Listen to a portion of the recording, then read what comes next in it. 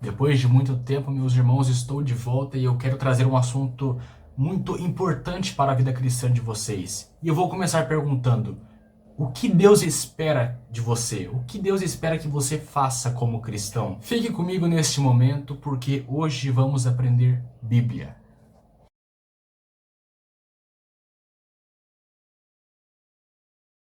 Eu queria começar com o texto base, Romanos no capítulo 5, versículo 12, a palavra do Senhor nos diz assim: Portanto, como por um homem entrou o pecado no mundo, e pelo pecado a morte, assim também a morte passou a todos os homens, porque todos pecaram. Meus irmãos, com a queda do homem, a natureza do homem foi corrompida, foi distorcida. Deus criou o homem à sua imagem e sua semelhança. Satanás, com a sua inveja, querendo destruir o homem, querendo destruir a criação de Deus, tentou a Adão, e Adão e Eva caíram. A partir deste momento, a natureza de Adão e Eva, do homem, primordialmente, foi mudado, foi transformado, foi corrompido, deturpado, de modo que todos os seres, após eles, é claro, nasceram neste mesmo pecado, estavam mortos no pecado. Não somente isso, eu quero utilizar uma palavra muito forte que é: se tornaram escravos do pecado. E para dar continuidade a esse assunto, eu queria ler com vocês Salmo 49, versos 7 e 8, que nos diz assim: Nenhum deles, de modo algum, pode remir a seu irmão ou dar a Deus o resgate dele. Verso 8: Pois a redenção de sua alma é caríssima e cessará para sempre. O homem, estando morto, sendo escravo do pecado, não podia pagar pela sua própria libertação. Como nos é contado nesse salmo, havia um preço muito alto. Aproveita e lê comigo lá. Filipenses capítulo 2, versículos 5 até o 8, nos diz assim: Paulo escreve dizendo: De sorte que haja em vós o mesmo sentimento que houve também em Cristo Jesus, que sendo em forma de Deus, não teve por usurpação ser igual a Deus. Versículo 7, provavelmente o mais importante: Mas esvaziou-se a si mesmo, tomando a forma de servo, fazendo-se semelhante aos homens, e achado na forma de homem, humilhou-se a si mesmo, sendo obediente até a morte e morte de cruz. Com base nesse texto, em toda a palavra de Deus, é claro, Jesus foi o único homem que nunca pecou. Jesus era Deus, parte da Trindade. Não vou tratar a respeito da Trindade ainda, porque esse é um assunto que está muito além de mim, porque por enquanto eu sou só um cooperador. Só que Cristo, sendo parte da Trindade, desce do céu, encarna como homem, como diz o texto: ele esvaziou-se a si mesmo. Ele era Deus, deixou de ser Deus em seus atributos, mas não em essência. Cristo esvaziou-se dos seus atributos de Deus, que era, por exemplo, não estamos tratando a respeito dos atributos de Deus, mas é algo que devemos destacar aqui, que Jesus, tendo esvaziado-se de si mesmo, ele deixou a sua onipotência. Onipotência é todo poder. Cristo tinha todo o poder em forma de Deus. Cristo tinha a onisciência, não em forma humana,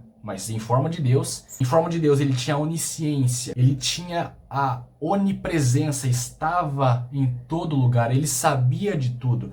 Esses são alguns dos atributos de Deus que Cristo deixou, esvaziou-se a si mesmo e se tornou homem como nós, a fim de que ele mesmo se fizesse sacrifício em nosso lugar. Era como se nós estivéssemos na linha do trem e a qualquer momento o trem estaria chegando. E esse trem é, por assim dizer, a ira de Deus. Porque nós, como pecadores, pecando pela justiça de Deus, porque Deus é justo, nós deveríamos sofrer a justiça de Deus, sofrer a ira de Deus que deveria ser derramada sobre nós, porque éramos pecadores. Não somente os nossos atos pecaminosos, mas a nossa própria natureza estava totalmente contaminada pelo pecado. Ou seja, você pode nascer, nunca pecar, ser totalmente separado, ir para um mosteiro, se tornar um monge e nunca pecar. Mesmo assim, quando você morrer, você vai para o inferno por toda a eternidade. Por quê? Porque a sua alma era escrava do pecado.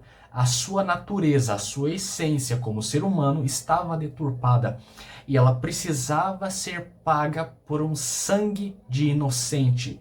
Cristo nunca pecou. Por isso foi necessário Jesus nascido por intermédio de Maria. Não estou falando que ela era santa. Estou dizendo que o Espírito Santo veio sobre ela e engravidou ela. Porque não podia ser através da semente do homem em si, mas veio por intermédio do Espírito de Deus, imaculado. Então vamos dar continuidade aqui. Resumindo Filipenses 2, o texto que nós lemos, versículos 5 a 8, quer dizer, Cristo veio para que pudéssemos ser justificados perante Deus, como nos é mostrado em 2 Coríntios, capítulo 5, versículo 21. Acompanha comigo, 2 Coríntios, capítulo 5, versículo 21, que nos diz assim: aquele que não conheceu o pecado, o fez pecado por nós, para que nele fôssemos feitos justiça de Deus. Agora, pulando do assunto da salvação, nós não somente fomos salvos com a finalidade de sermos salvos, e sim, Cristo nos salvou para que pudéssemos nos tornar semelhantes a Ele pelo novo nascimento. Acompanha comigo. No Evangelho segundo escreveu João, capítulo 1, versículo 12, nos diz assim: mas a todos quantos o receberam a Cristo, deu-lhes o poder de serem feitos filhos de Deus, aos que creem no seu nome. Versículo 13. Os quais não nasceram do sangue, nem da vontade da carne, nem da vontade do homem, mas de Deus. Ou seja, quando nós recebemos a Cristo, nos arrependemos e recebemos a graça de Deus, nos tornamos não somente salvos, mas a verdadeira finalidade da salvação, de nos tornarmos cristãos, é nos tornarmos semelhantes a Deus, andarmos no caminho de Deus, pela graça de Deus. Porque se não é pela graça, se não é pela capacitação da graça de Deus, não conseguimos parar de pecar. Porque, é pela graça de Deus que um viciado em drogas, ele pode ser liberto. É pela graça de Deus que um viciado em pornografia, ele pode ser liberto. É pela graça de Deus que nós recebemos. Quando nós recebemos a Cristo, nós recebemos uma nova natureza, a chamada natureza de Cristo, a natureza do segundo Adão, e passamos a ser co-herdeiros com Cristo do reino vindouro. E quando nós recebemos a Cristo, não meramente passamos a nos tornar mais parecidos com Cristo, mas antes disso, nós nos tornamos habitação do próprio Espírito de Deus. Isso que é o mais diferencial, o que mais diferencia o cristianismo de todas as outras religiões do mundo. Porque em todas as religiões do mundo faça isso, que lá no final você pode ser salvo, você pode ir para o paraíso. Porém, o cristianismo é totalmente diferente. Por quê? Porque a Bíblia prega: estávamos perdidos, somos pecadores, estávamos presos no pecado, éramos por natureza inimigos de Deus, mas Deus, o Deus bíblico, o Deus da Bíblia, cheio de misericórdia, cheio de amor, envia o seu próprio Filho em semelhança de carne pecaminosa. Não que ele tenha pecado, ele não pecou. A Bíblia já diz isso, ele não pecou, ele veio em semelhança de carne pecaminosa. Ele vem, sofre pelos nossos pecados para que pudéssemos ser justificados e remidos pelo sangue de Jesus, o Cordeiro Imaculado. Então, após nos tornarmos filhos de Deus e nos tornarmos habitação do Espírito Santo, entramos no processo de santificação progressiva. Tratando a respeito da santificação progressiva, eu quero ler um texto extremamente lindo em que o apóstolo Paulo escreve, dizendo em Gálatas, no capítulo 2, versículo 20, ele nos diz assim: já estou crucificado com Cristo, e vivo não mais eu, mas Cristo vive em mim.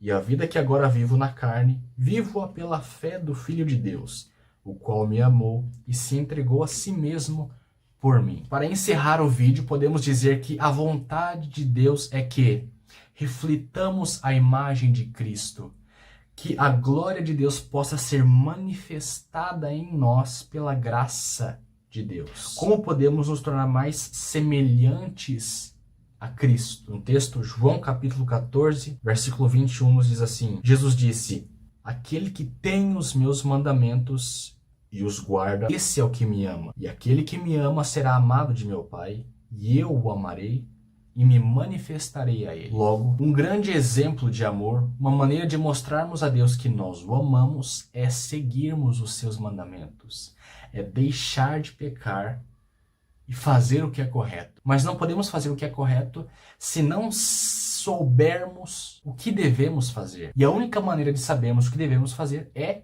pela palavra de Deus. A palavra de Deus é a lei. A vontade de Deus é manifestada na lei. Por isso que o apóstolo Paulo disse que a lei é boa. Ou seja, tratando a respeito da santificação progressiva, estamos falando de crescermos em Deus através da sua graça, através da sua palavra. Por isso que eu gostaria de ler em Romanos, no capítulo 12, versículo 2, a palavra do Senhor nos diz assim: E não sede conformados com este mundo, mas sede transformados pela renovação do vosso entendimento, para que experimenteis qual seja a boa, agradável e perfeita vontade de Deus. Porém, eu não quero apenas falar sobre a leitura da palavra, sobre a meditação, coisas extremamente essenciais para a vida cristã. Mas eu quero destacar que teologia sem graça se torna religiosidade. Graça sem teologia se torna fanatismo. Precisamos ter o equilíbrio. Então eu gostaria de terminar lendo 2 Pedro, no capítulo 3, versículo 18. O apóstolo Pedro escreve dizendo: Antes, crescei na graça e conhecimento de nosso Senhor e Salvador Jesus Cristo. Logo, precisamos ter o equilíbrio disso, da palavra, e crescermos na graça de Deus. Na graça e no conhecimento, ou seja, a palavra. Oséias, no capítulo 4, versículo 6, diz: O meu povo perece por falta de conhecimento. Precisamos nos aprofundar na palavra de Deus. Precisamos nos aprofundar no conhecimento de Deus. Nos aprofundar na oração, na busca. É isso que Deus deseja de nós. Não que sejamos robôs. Nós queremos que nós o amemos, que nós o busquemos, que nós nos tornemos mais semelhantes a Deus pela sua graça, pela sua palavra. Davi escreve o Salmo 119, verso 11, dizendo: Escondi a tua palavra no meu coração para não pecar contra ti. Essa é a vontade de Deus. A essência do cristianismo é não que sejamos somente salvos da condenação, e sim que nós possamos nos tornar mais semelhantes a Deus, porque Deus se agrada disso. Essa é a vontade de Deus para a nossa vida. A minha oração é que você se aprofunde na palavra de Deus, é que você se aprofunde na graça de Deus, que cresça na graça e na oração, porque essa geração de cristãos é provavelmente de longe a geração de cristãos mais fracas que já existiu, mais sem instrução, que não ligam para a palavra. Quando vão à igreja fazem tudo, menos adorar a Deus, menos ouvir a sua palavra. Entram e saem da igreja da mesma maneira que entraram, sem nenhuma transformação, sem nada a acrescentar, porque não ligam para a palavra de Deus. Mas eu venho te alertar, como servo de Deus que eu sou, que nós temos que nos aprofundar na palavra de Deus, no crescimento. O crescimento espiritual é a chave para termos uma vida cristã bem-sucedida. Nos próximos vídeos estaremos tratando a respeito disso. Que Deus te abençoe, meu irmão.